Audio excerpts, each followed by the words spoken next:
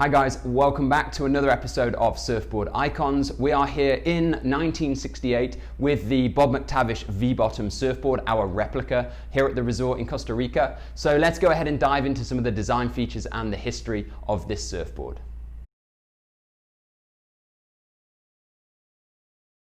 In the wake of Nat Young's 1966 World Championship title, surfing got radical. And in its pursuit, weight, thickness and tradition were on the cutting block. The shortboard revolution had begun, and at the helm was Australian Bob McTavish. Born in '44, McTavish spent his teens surfing the 16-foot plywood paddleboards of the day and quickly became absorbed into the surfing stratosphere. At 15, he dropped out of high school, moved to Sydney and began his career shaping boards, paying his dues in the shaping bay for established shapers like Joe Larkin and Denny Keogh, with Denny eventually playing an important role in the McTavish and shortboard revolution history. Bob was an accomplished surfer in his own right, becoming Queensland state champion from 64 to 66, and placed third and second respectively in the 65 and 66 Australian National Championships, with last week's feature Nat Young winning in 66. McTavish is known for his excitement and enthusiasm when talking surfboards and design, and this perhaps manifests itself in his surfing. Always moving and relentlessly using the entirety of the wave could well have been his inspiration for adapting the design of the day into something that could partner his style. In 1964, George Greenough made his maiden visit to Australia, and the experience laid bare the limitations of existing boards, with McTavish seeking the same performance that Greenough achieved on his low-volume, short-in-length kneeboards.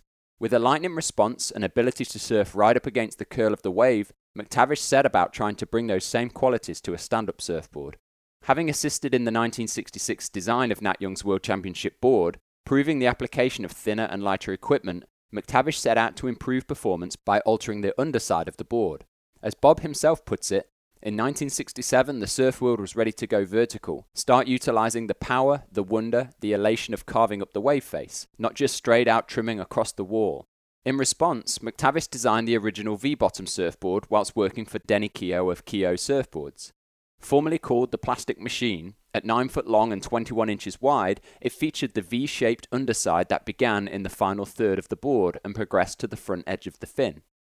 The outline followed the principles of those progressive designs before it, particularly the Velzy Pig and Young's Magic Sam, in that the widest point of the outline was pushed back to the tail side of the midpoint, improving responsiveness by reducing surface area and weight up front. When operating at the tail during turns, the V-bottom encouraged a roll rail to rail, allowing for a faster response from the board when transitioning weight toe side to heel side or vice versa. The original glassed-in fin was again Greenough inspired, and not too different to that of the Magic Sam, a high rake, low surface area likened to the dorsal fin of a fish, that provided enough grip when leaned on through maneuvers without too much drag. Bob later said, the deep V rolled fast onto its rail, and the rocker drove it up the face and the first true re-entries and lip smacks appeared. The construction was stringerless, and Bob continued to refine his design and introduce shorter versions of the Plastic Machine, reducing the length from 9 foot to 8 foot 4 and eventually to 7 foot 6 and weighed only 14 pounds. In late '67, Bob surfed his Keogh Surfboards Plastic Machine in the Duke contest at Sunset Beach and received extensive coverage in widely distributed surf magazines and films including The Hot Generation and The Plastic Fantastic. The design proved so popular that Keogh was selling 70 units of the Plastic Machine per week.